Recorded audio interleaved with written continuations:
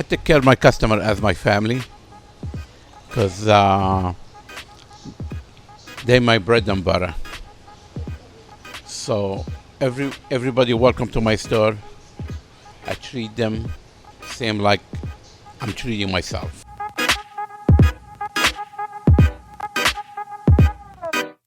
That was corner store owner Sam Malak.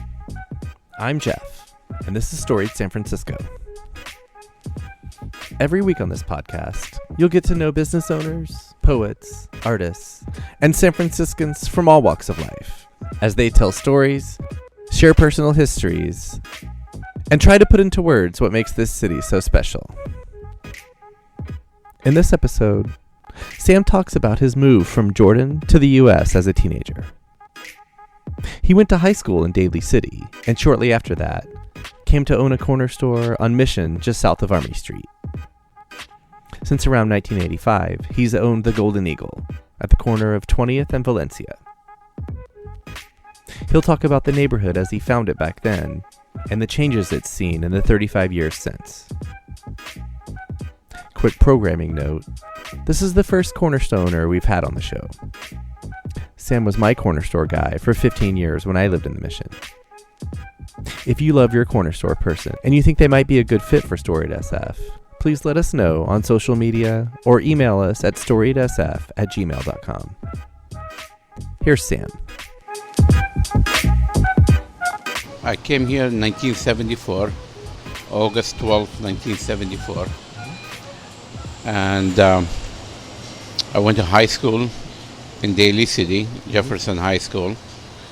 Then I went to Skyline College for business administration. Then I dropped out and I opened my own store back in 1978. Okay, not the store we're in. No, it's a different store. Where was that? Was on Mission Street. Okay, Mission and what the? A block south of Cesar Chavez. Oh, okay. So in the area. Which used to call Army Street back then. Yes, of course. Yeah. Of course.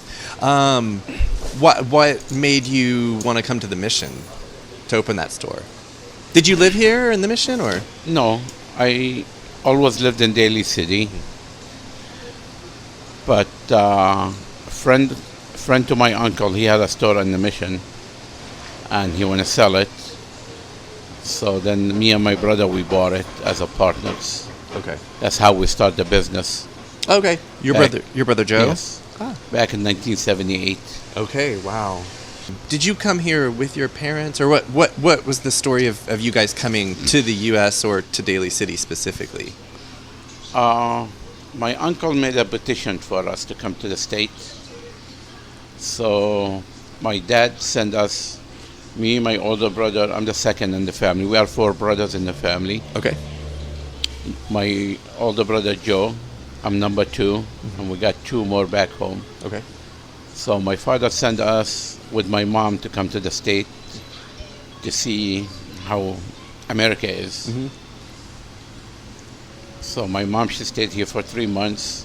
Then she went back to Jordan. Mm-hmm. As an old lady, there was no satellites. There was no. She doesn't speak the language. Mm-hmm. It was tough for her to be here. Yeah. So she don't like it. So she moved back to Jordan. Then I went to high school. My brother Joe got a job. And from there we went. So how old were you when you came? I was almost 17. Okay, what did you think? Did you already speak English? A little bit. What, a little bit. But what did you think? Well, in Jordan, English is a second language. Yeah. Yeah, so it was kind of a little bit difficult. Yeah. Speaking the language. I could understand it, but I couldn't speak it fluently. Mm-hmm. And we used to speak it in the English accent language. British accent. The British yes, language. You spoke the Queen's English. Yeah, so my cousin, they used to laugh at me because I used to say water. Oh, yeah. Yeah. So you have to get used to it. We got used to it. We lived through it. Yeah. Did you, were you finding friends and you were with your brothers, you said? Me and my brother, we came together. But I went to high school myself. Okay. Because my brother was already finished high school back in Jordan. Okay. And I met one Spanish guy first day I went to school. Then he introduced me to a Palestinian guy, which became my best friend. Then after that, we met another 2 Palestinian guys and 2 Palestinian women. And that was very helpful for me Yeah. because of the language. I was going to say, at the risk of being ignorant, you spoke the same language. Of course. Arabic. Yes. Yes. So, and we went from there. Nice. So, I'm guessing at some point, college, when did you meet? When I married her, I had this store. Okay. I think I met her in '89. Okay. How did you guys meet? I had a friend of mine live in Virginia, Manassas. So my brother was getting married, so I invited him to the wedding. So he came, picked him up from the airport. He stayed with me. Then he said, "Oh, he have a family live in in the Bay Area." So he called them up, which happened to be my father-in-law and my brother-in-law. They came and picked him up. And it happened they were living 2 blocks away from my house Oh. Was that in Daly City? in Daly City. And I met Susan. I met the whole family. Then I liked her. I asked for her hand. And we went from there. So then you said 85 is when you opened this one. How did that all happen? You just heard about a good store to buy? Or? I know I was losing my lease in my another on Mission Street store because the guy who owned the building is a doctor, and he wanted to put his own office in there. So I know he's not going to give me no lease. So I was looking for a different store to buy. So this one came out. So I bought this one. I hired people here for about 4 or 5 years. Then after I closed my store over there in '89, then I moved to this one here. Okay. What was the corner of 20th and Valencia like in 1985? Can you set the scene for us? Oh man, it was very tough. I used to have a Doberman dog with me here as a bodyguard. Okay. Yeah, behind the counter. And no beware of dog sign. No, just the dog. Sitting behind the counter. Wow. Yeah, so we've been here since '89. Neighborhood was tough. Do you remember some stories that might stand out from back then? Well, I used to leave my dog up in the attic every night before I go home. And one day I came to open the store, and my dog was downstairs sitting by the front door. So I said, "What the heck is going on here? What you doing here?" So I don't think about it. Then some people that tried to break into the store. So he jumped from the attic to the cooler. Oh, wow. And from the cooler he jumped down. And he was waiting on the front door for them. So they didn't make it in. Oh, heck no. Yeah. They bent the bars. I used to have a bars on the top of the window right there. Back when we used to have the old wood door. So they tried to bend the bars up and break the window come through. But that's when the dog came down for them. Wow. What was the dog's name? Cheek. Cheek? Cheek. Wow. And how much longer did you feel like you needed to have, that it was a tough neighborhood? Maybe I kept the dog 1 year. And he tried to bite my son one time. That's the time I had to get rid of him. Yeah. So Doberman's supposed to be famous with turning on their owners. Oh, okay. Yeah. So I've known sweet Dobermans in my life. they are. And I think they're beautiful dogs. You see this neighborhood through the store. Of course. And you know the neighborhood. I know this about you. But when do you think it started to change? In the 90s, would you say? Well, back in the 80s, we used to have all the junkies. They used to kick back in the playground. Junkies and alcoholics. Back in the 90s, we started to have the game bangers. And used to have shooting almost every day in the corner. Then after we got rid of the game bangers, probably 2002. It was when I lived over there. Yeah. Yes. Yep. I think back in 2002, 2003. Yeah.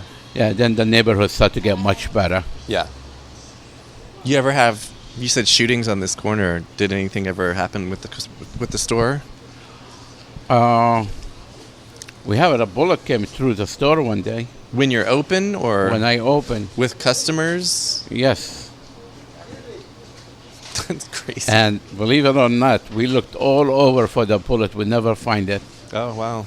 Then we find it a year later. In a bag of Doritos? It was on the chips, on the cookie shelf. Just sitting over there.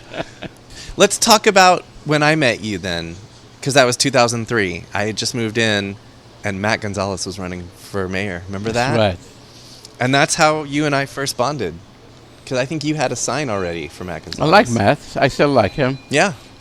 He used to live a couple of blocks away. Mm-hmm. And I see him every once in a while. Mm-hmm. He remembers you, of course. Oh, yeah. Yeah. I see his brother every once in a while, too. Yeah. Yeah, so... Yeah, I support good politicians. Mm-hmm. Yes, you do. Yeah. Sorry he never made it, but Right. he was a good guy to be a mayor. Mm-hmm. I know an experience of being your neighbor and your friend and your customer and kind of how important, like you were the first person in this neighborhood to make me feel like I was welcome, and that was amazing. And then over the next 15 years, we developed our friendship. I can imagine all the friendships that you have and the people that you've gotten to know. And Well, I take care of my customer as my family, because they're my bread and butter. right. So everybody welcome to my store. I treat them same like I'm treating myself, Mm-hmm. because I want to be treated the same way I treat the people. Mm-hmm. And thanks God, for over 30 years I've been in the neighborhood, never had any problem with nobody. No problem with customer, no problem with not customer, never had any major issue with nobody. So I think it pay off. It's a karma. What goes around comes around. Sometimes it comes like a barbershop. Yeah. People, they tell you their life stories. Mm-hmm. You know, when you get close to them and comfortable with them. Well, they're comfortable with you, Yeah. so they tell you everything. One other thing I liked about you is that you knew everything that was going, and I'm not talking about people anymore, but businesses. You always knew everything that was happening right here. Is that just through Just true customer. being, Just being here and people that come and tell you. So, for example, a few weeks ago, some customer came up and she asked me, "Oh, there's a news TV up the street. What they doing up there?" I said, "I don't even know there's a news TV up there." So I went, I took a peek. Within half an hour, I find out what was going on. Of course. Just start asking people, "Hey, what's going on there? What's happening?" So And then you can tell other people. They'll probably. then I tell then they ask people, "Oh, you. that's why the TV was there." Yeah. Yeah. Yeah, so you just build the relationship. Yeah. But I think, you also like people. Of course. Well, I don't know. I like people because my nature like that. But some people, I think they get too old on the job. They start hate themselves. so they hate everybody else. Honestly, I enjoy what I'm doing. And I'm planning on retiring in the next few years. But it's going to be hard for me Yeah. to leave all this stuff and retire. You're going to have dreams about working here. Probably I do. Yeah. But, that's for sure. Oh, that's for sure. First thing I'm going to do, I'm going to drive cross country. Take a couple of months, just drive cross country. Mm-hmm. And I go to Reno for 1 day. If I like it, I stay 10 days. Yeah. I go to Utah. So I have plenty of time. Free, yeah. Free. Yeah. So wherever I want to go, got time. If I like it, I stay longer. If I don't like it, nothing tied up with. Is it okay to say, would you say you love San Francisco? First of all. And I know it's complicated, but let's talk about it. Well, if I don't love it, I wouldn't be here. Mm-hmm. That's number one. I mean, I love the city. I love the people, especially in my neighborhood. Mm-hmm. And you raised a family here. I raised my family here. And it's a beautiful city. Mm-hmm. I mean, everywhere else I go, I don't feel comfortable. I don't like it. Yeah. Either too hot or too cold or too humid. Yeah. I mean, San Francisco is just perfect. Yeah. Yeah, we get 1 week or 2 weeks hot of the year. That's we could deal with that. Yeah. But I think it's the most beautiful city in the world. Mm-hmm. And you plan on staying? Oh yeah. Even if you go to Reno for 10 days and everything? Oh yeah. You'll always come back. My retirement is going to be here in the city. That was Sam Malak. Check back next week when we'll hear from Victorian color consultant Bob Buchter. Music for Storied San Francisco is by Otis McDonald. Film photography is by Michelle Kilfeather. The show is produced and hosted by me, Jeff Hunt.